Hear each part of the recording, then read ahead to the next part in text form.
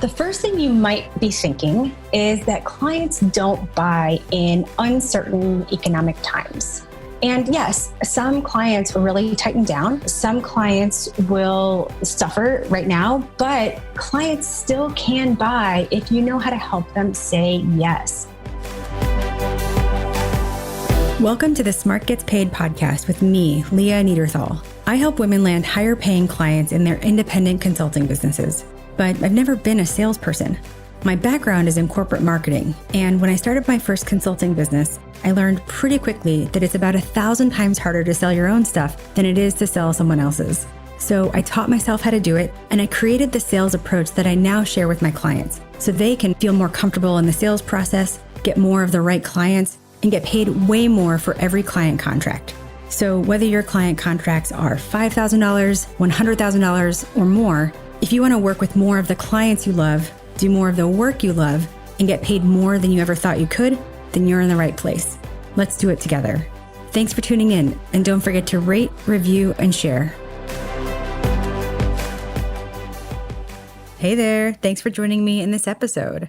I hope that wherever you are, wherever you're listening to this, I hope you're having a great week, making some good progress in your business, and also taking some time for yourself.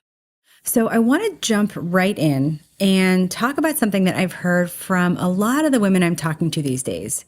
It's sort of, out there in the ether, in the universe. It's on everybody's mind, and that is the economy, specifically the recession.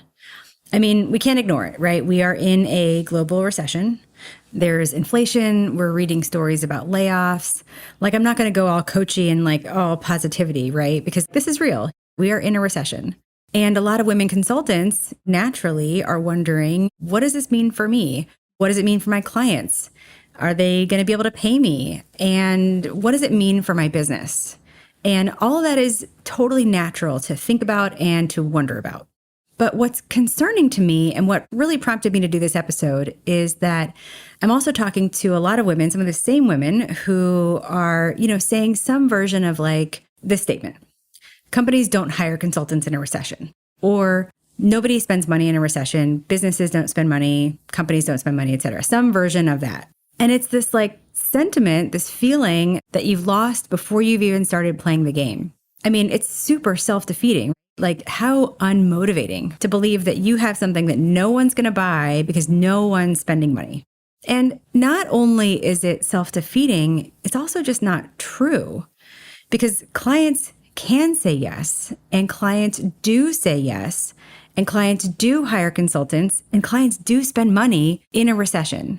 And that's what we're going to start to talk about today, how to do that. Because yes, people are laid off, companies tighten their spending in a recession. But here's what also happens in a recession.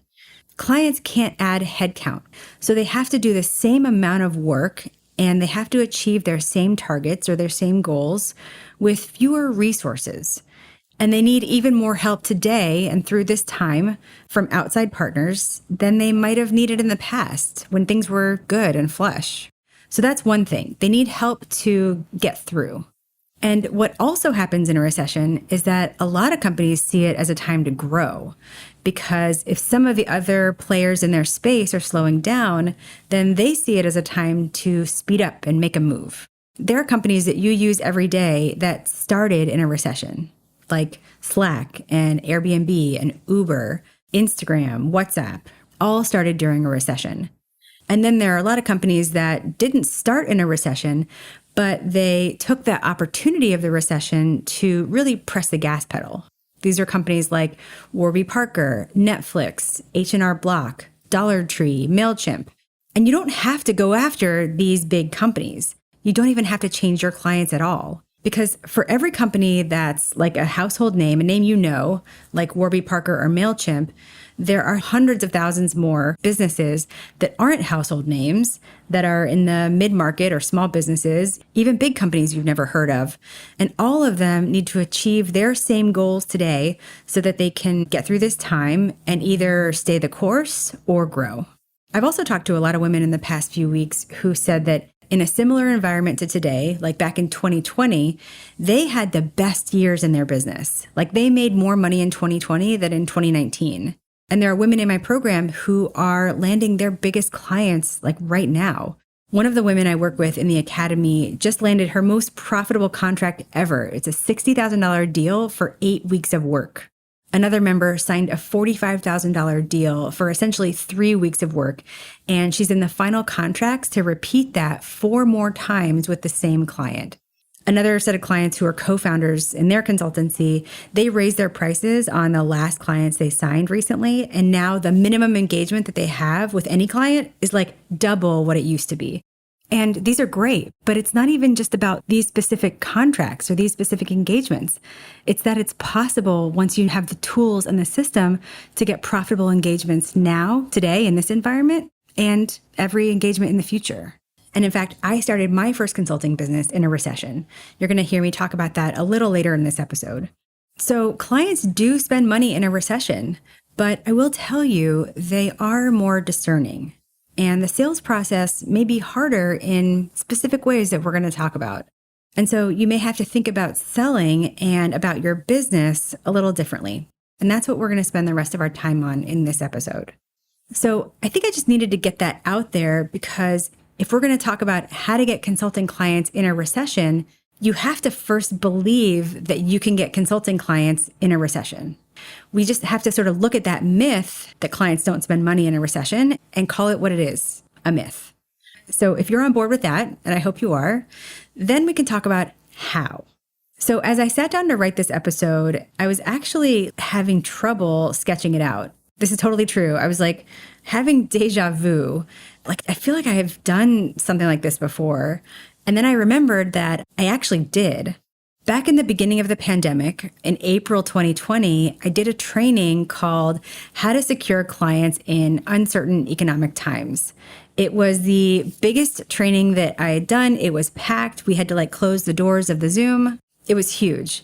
And I know it sounds crazy that I would not remember that immediately, remember that I had done that. But that was just such a crazy time. Remember April 2020? It was just such a crazy time. So at that time, I was working around the clock, doing all the things, trying to solve everybody else's problems, talking to every single one of my clients, running 2 coaching programs at the same time. Meanwhile, just working myself into the ground, completely exhausted. Oh, by the way, I was a first-time mom of a 7-month-old, and I was losing my hair because of the stress of the pandemic. And we'd also left our home in Brooklyn, which was a COVID hotspot. Oh, and I was living at my in-laws. Oh my God, even thinking about that time, just I can feel it in my body, how stressful that was. So, okay, when I remembered that I had actually done this training, I decided to, give myself a pass that I didn't have just immediate recall of that time in my life. And so I went back and I listened to it. And as I was listening to it and reading through my notes that I had put together more recently, over the past few weeks, I was like, this is what I'd say now. What's in the training is what I'd say now. And so I want to share that with you here. You're going to hear part of a training that I put together about how to get clients in uncertain economic times. So to look at how to get clients in a recession, we have to look at how clients make decisions in a recession. And there are 7 ways that clients make decisions differently in a recession or, uncertain economic times.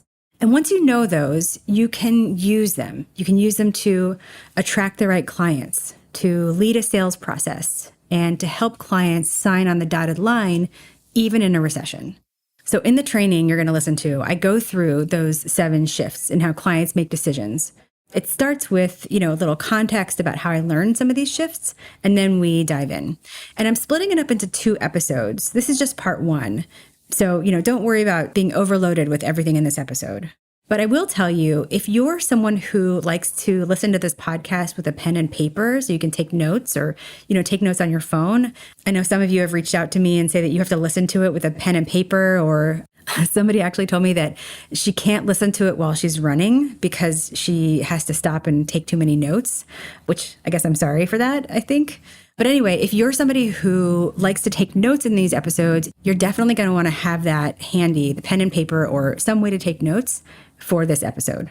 And if you take notes, especially handwritten notes, which I love, take a picture of them, post them on LinkedIn, and tag me with your, insights or ahas or what have you. Tag me and mention the podcast, and I'll give you a shout out. All right. You're going to hear me mention that in the presentation. And I just want you to know that that's still a thing. You can still do that. And I will give you a shout out. All right. So let's dive into the first part of how to get consulting clients in a recession. Take a listen. And at the end, I'll come back and pull out a lesson that you can apply to your business. All right. So as you are getting settled in, grab some paper and a pen or a pencil, because we're going to go through 7 key behaviors, and I want to make sure you get everything. All right. And at the end of this training, actually take a picture of your notes. If you post them on LinkedIn and tag me, I will give you a shout out. All right. So I love handwritten notes. If I see a picture of handwritten notes, that makes me so happy. But if you take notes in Google Docs or Evernote or wherever, that is totally fine too. All right. So again, if you're just jumping on, we are here to talk about securing consulting clients in uncertain times. We're going to spend some time talking about how clients make decisions in times of economic uncertainty, kind of like where we are now, and how we can use that to get, serve, and keep consulting clients right now. All right. So I want to just quickly address what we might all be thinking or feeling. And it might feel a little weird to talk about this right now because things don't really feel normal, but that is exactly why we need to be talking about this. We're going to get into that in a little bit.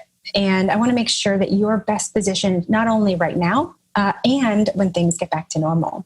So before I do anything, I like to make sure we agree on goals. And my goal today is to share the 7 ways that clients make decisions differently in uncertain times and how you can adjust. Okay. I'm going to give you a strategy and several strategies that you can start to use today and some resources that you can tap into now. All right. So before we get into it, for those of you who I'm meeting for the first time, hi, thanks for being here. So let's talk about who I am and why am I teaching you how to do this. So I'm Leah Niederthal, and I'm a sales coach for women who run consulting businesses. Well, what does that mean? It means I help women land more of the consulting clients that they want, get more yeses, and get paid dramatically more for every contract. Before I started teaching this, I started, grew, and sold 3 companies. The first was a marketing and website design firm. The second was a consultancy to help nonprofits and social enterprises implement what's called lean startup methodology. And then the third is an organization called Lesbians Who Tech, which is designed to help LGBTQ women and allies get into technology and grow their careers. Before that, I started my career actually in Chicago. We got a lot of Chicago folks in the house. I started my career in Chicago at advertising agencies DDD and Leo Burnett. And then I went to the client side and worked at a mid-sized tech company. Other fun facts, because why not? I'm originally from Nashville, Tennessee, but now I live in Brooklyn, New York, although I'm coming at you live right now from Long Island. So you might notice that there's one thing that I've never done in that list of career steps. I've never been a salesperson. I've never been a commission salesperson. And how does someone who's never done sales become a sales coach for women entrepreneurs? Well, to answer that question, we have to go back to 2010. All right. So in 2010, I had left my job in corporate marketing to travel the world with my then girlfriend. And as we were traveling, we were backpacking, we were going super fast. It was such a whirlwind. And we realized that we weren't actually experiencing any of the places that we were seeing. So we decided to slow down. And instead of seeing the world over the course of the year and going back to an office job, we thought, why don't we create a business and a life that would allow us to live anywhere? We were really into like Tim Ferriss at the time, 4-hour work week. And anyway, that's what drove this. So that's how the first consulting business was born. And we actually cut our trip short after about 8 months of traveling. And we came back to the States to continue to run that business and focus on getting new clients. Right. And by that time, it was 2011. So, my background is in marketing and I was starting a marketing business. And I thought, how hard could that be? I don't know if you guys have felt that way too. It's like, I think if you are, for everybody here, you're probably like chuckling themselves. I felt so, looking back, I was like, it's so naive because this was what was going on in the country in 2011. This was going on, and that was going on, and that was going on. Hey, just popping in for a second. You can't see these graphs I'm showing, but they are graphs of the economy happening around like 2010, 2011, 2012. And just know that it was showing that everything sucked, basically. That was 2011. And that is the environment in which I needed to get clients. And that, little boy, is pretty much how I felt. And getting new clients was so much harder than I imagined it to be. I mean, I've done hard things before, right? Like AP Calc was really hard, but this was different because, it was something that I thought should be much easier, but I realized that it's about 1,000 times harder to sell your own stuff than it is to sell someone else's. Have you guys discovered that too, or felt that? Tell me in the chat if you're like, yes, +1, just give me a heads up that if you have discovered that it's 1,000 times harder to sell your own stuff than it is to sell someone else's. All right. Yes. Okay. I'm seeing a lot. Yes. Good. So I wasn't alone. So, and all of this, was because I had never been a salesperson. I had no idea how to sell anything. And so I even actually went back to work for someone else, which was a total mistake. I learned that in about the first 2 weeks, what a big mistake that was, because I really did want to work for myself. But I knew that if I was going to do that, then I needed to learn how to sell. All right. And not like I had seen sales guys try to sell to me. So I decided to teach myself, and I had to find something that worked for me. I'm a total introvert. I'm not going to shake 1,000 hands. It needed to feel like me. And the thing is, I had actually always thought that I was at a disadvantage because I had never, quote unquote, been a salesperson. Right. But actually it turned out to be a tremendous gift, because I adopted a beginner's mindset. I wanted to soak up and learn everything I could. And I wasn't going off of any old information that maybe things that had served me in the past. So what did I do? I read every single book I could get my hands on, which turned into 65 books. And, the books weren't just about selling, although I did read some books about sales. These, this sort of self-study class I put myself on, it was books about behavioral economics and psychology and sociology and linguistics, how people use language, and about history and startups and online marketing. And the things that I had learned, when I tried every strategy with my own clients. Everything that felt salesy, I ditched. Everything that felt comfortable, I kept. And I spent 4 years really testing and learning and trying everything in my own business. And I didn't know it, but I was creating a selling methodology that really felt comfortable for me and for my clients, and it worked. And using that methodology, I have a 92% win rate, and I sold over $3 million in work. And one of the things that I also did during that time is that I listened. I listened to how the questions people were asking. Again, I had a total beginner's mindset. I was curious about how they were making decisions. And what I learned in that process is what I'm going to share with you today. All right. So, and we'll get into that in a second. So later on, I realized that if I had been struggling about how to get new clients, how to feel comfortable selling, other women were probably struggling with it too. And so now I teach women how to implement this same methodology in their consulting businesses. And, I started doing this, actually coaching women one-on-one.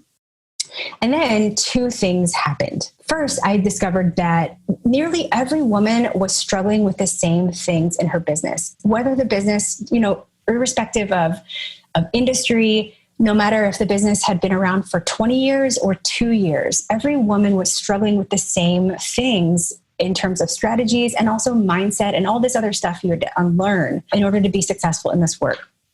So there was a lot of commonality. And the second thing that happened was that in 2016, I had a stroke.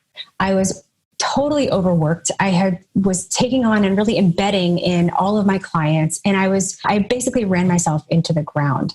And so thankfully, after about 30 days, everything sort of went back to normal. I have no lasting deficits, but it did change the way I decided to help people. I couldn't help everybody I wanted to. My mission is to make it so that no woman has to struggle to land clients the way I did. And so I couldn't do that one by one by one. So, and if we're going to get into how to land clients in uncertain times, I want to first address a couple things that might be on your mind, okay? What you might be thinking right now. The first thing you might be thinking is that clients don't buy in uncertain economic times. And yes, some clients will really tighten down. Some clients will suffer right now, but clients still can buy if you know how to help them say yes. And we're seeing this in the client groups that I'm in right now. Two of my clients signed really big contracts last week. One of my clients signed one of her dream clients within the past few weeks. Another client does PR. She actually does crisis PR, and she signed a new client, a new PR client. And you'd think, with the crisis, it would have something to do with COVID-19, but it actually has nothing to do with that. So clients can buy, and clients will buy if you know how to help them say yes. But I want to address something else that might be on your mind right now. And that is that it feels wrong to sell. Does it feel wrong to sell right now? There is a lot of this going around. And, there are a lot of people who are worried about, being sort of, business shamed or whatever you want to call it about selling. The truth is that your clients actually need you more now, more than ever. There is so much information out there, but clients need people to make sense of that information.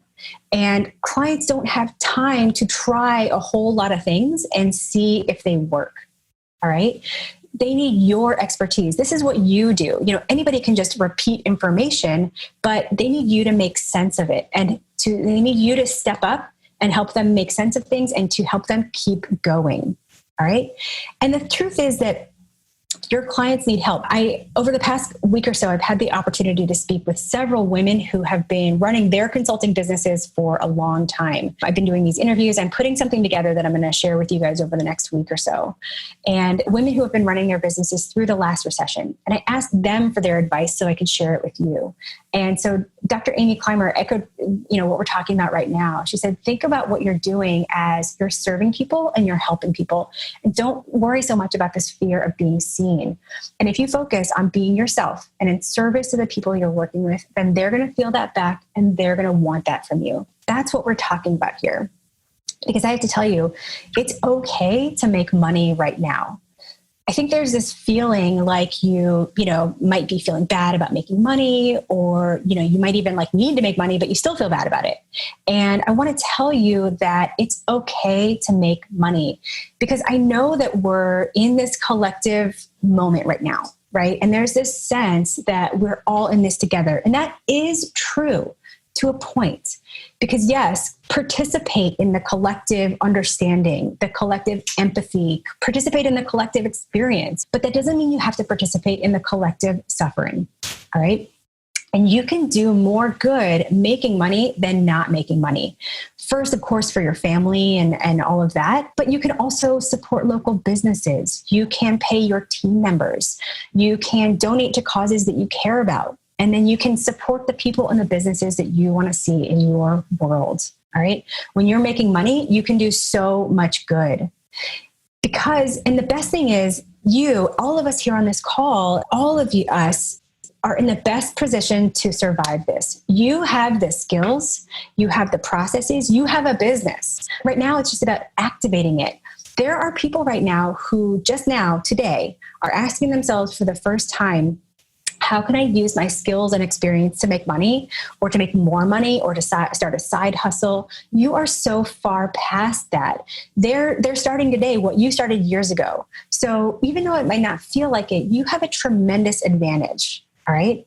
So let's talk about how to do that. So the rest of this is going to be about how we can do that.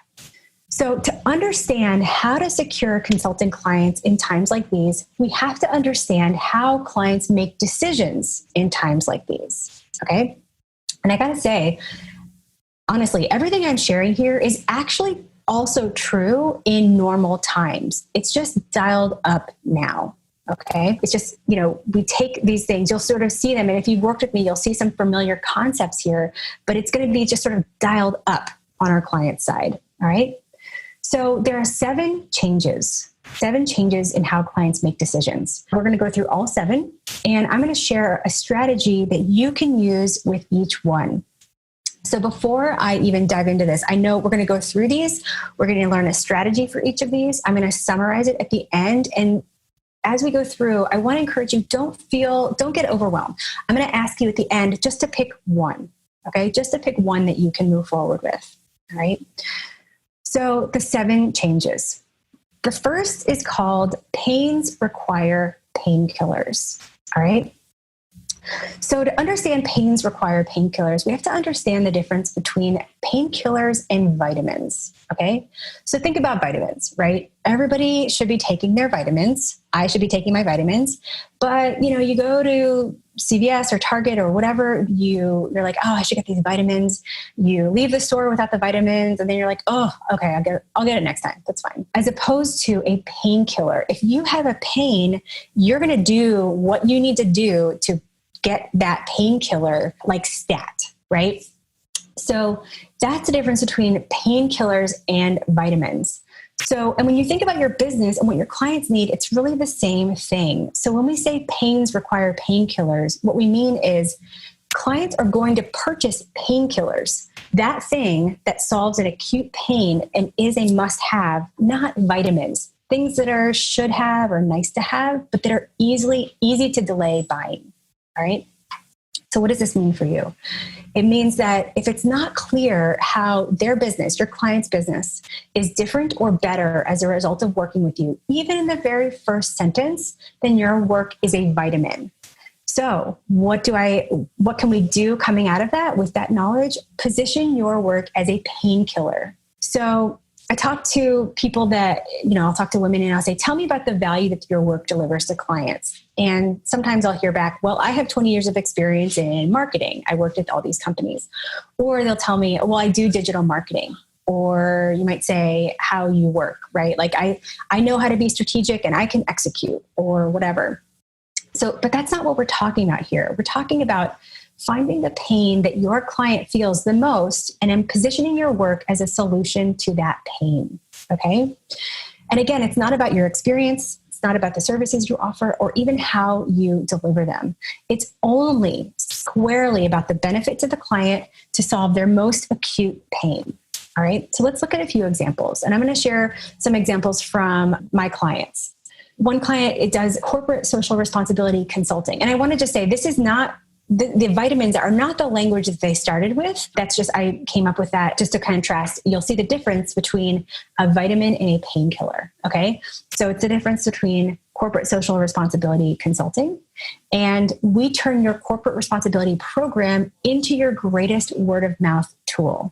All right. That is a killer painkiller. That's from my client, Hannah. Another vitamin, we help companies market better, right? Or do better marketing, or we're a digital marketing agency or what have you.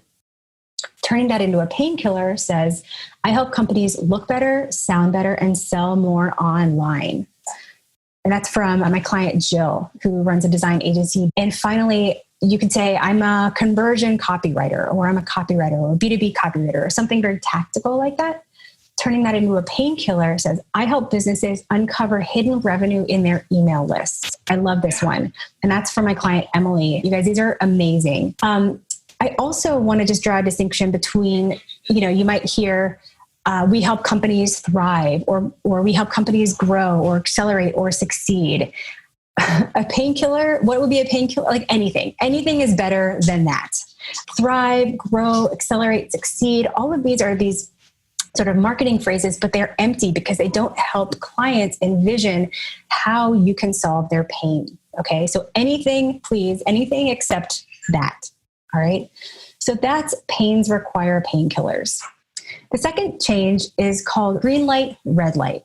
You guys remember green light, red light, right? Like when you were a kid, maybe your kids play it now. Like, you started a starting line and then somebody says green light and you run.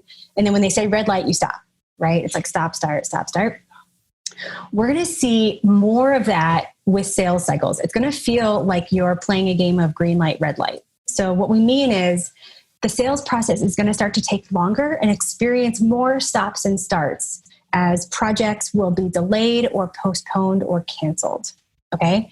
In normal times, a B2B sales process can take anywhere from 3 months to 18 months to get a signed contract. And that could take even longer now. So what does it mean for you? It means that now I would encourage you to focus on your pipeline coverage. Pipeline coverage means taking into account all the people and potential clients you're talking to, and the revenue that is included, the revenue that those projects represent, that's what we consider in your pipeline, right? You're talking to 10 people and the average deal size is $20,000. Well, you have $200,000 in your pipeline. That's what we mean by your pipeline.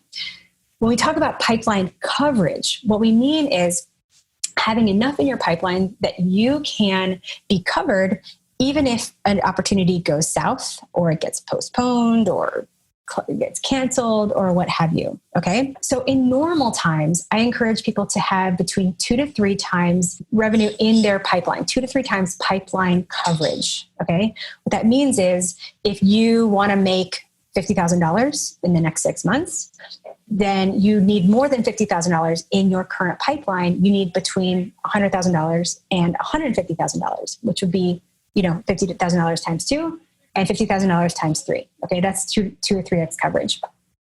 But in uncertain times, I'm going to encourage you to have 3 to 5x, right? 3 to 5 times as much in your pipeline as you hope to make and expect to make in the next 6 months. Okay. That's just because, the sales cycles are going to be really volatile. So let's do this together. Okay. Let's just take a second. And I want you to write down how much you want to make in the next 6 months. All right. Doesn't have to be perfect. Just pick a number. We're going to do this really quickly. If it's $50,000 or $100,000 or what have you. Okay. First, multiply it by 3. That's going to be your lower boundary, your lower amount for pipeline coverage. Okay. Then multiply it by 5. See, this is pretty fun. This is your higher amount. This is the top of your pipeline coverage. Okay. So the numbers that you're looking at, you're going to want to have between 3x and 5x in your pipeline just to account for the green light, red light that's going to happen. Okay. So that's number 2, green light, red light. The third is your biggest competitor is invisible. So in normal times, consultants don't actually lose opportunities to a competitor. They lose to no decision. And, 20 to 60% of opportunities in general are lost to no decision. Your clients just don't decide at all, or they decide to stay with the status quo, even if the status quo sucks. This is going to go up in times of economic uncertainty because making a decision can feel like a risk. All right.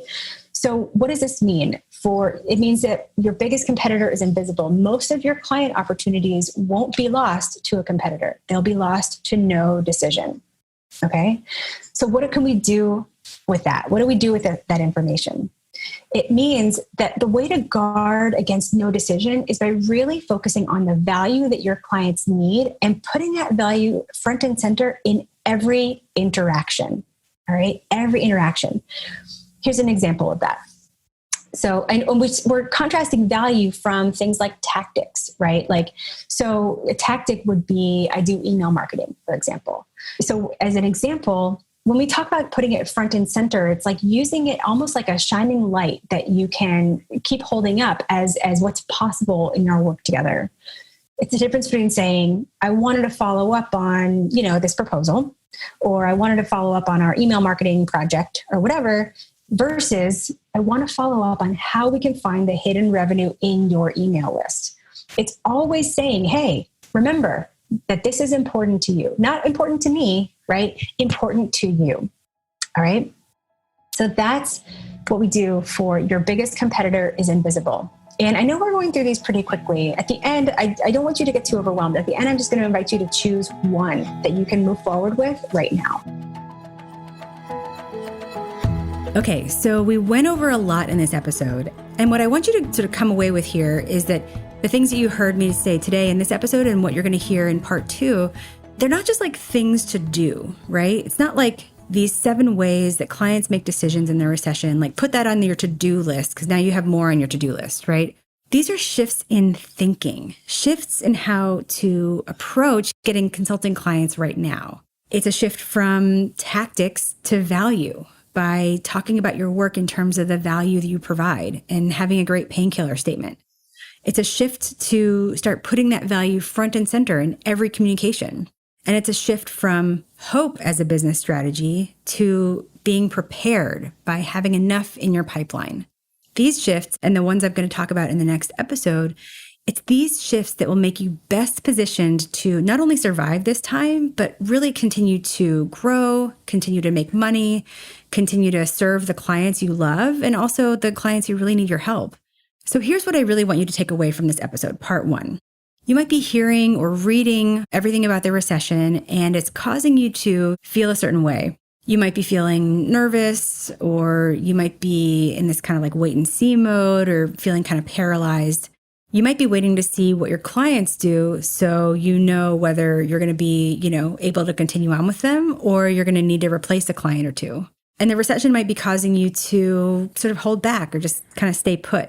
But waiting and seeing, just stay there and see what your clients are going to do, I got to tell you that worries me for you.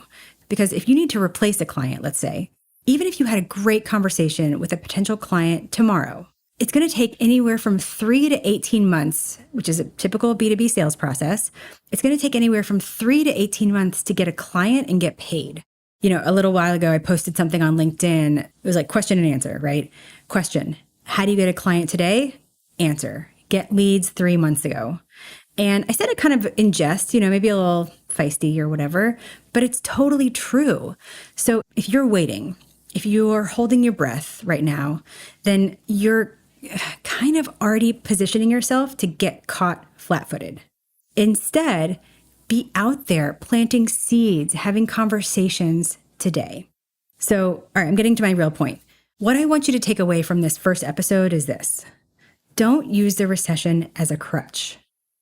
Don't use it as an excuse not to get out there, to not be seen, to not be visible, to not have conversations with potential clients. Don't tell yourself the game's lost before you even start to play. Because I have to tell you, if you think you can't get clients in a recession, or you think you can get clients in a recession, you're right either way. Okay, so that's part 1 of how to get consulting clients in a recession. If you've taken notes, or even if you've just had an aha or an insight coming from this episode, I'd love to hear it. Post it on LinkedIn and tag me and mention the podcast, and I'll give you a shout out. And my one request for you in this episode is everyone is going through this. Every woman business owner, every woman consultant is living in this economic environment with us.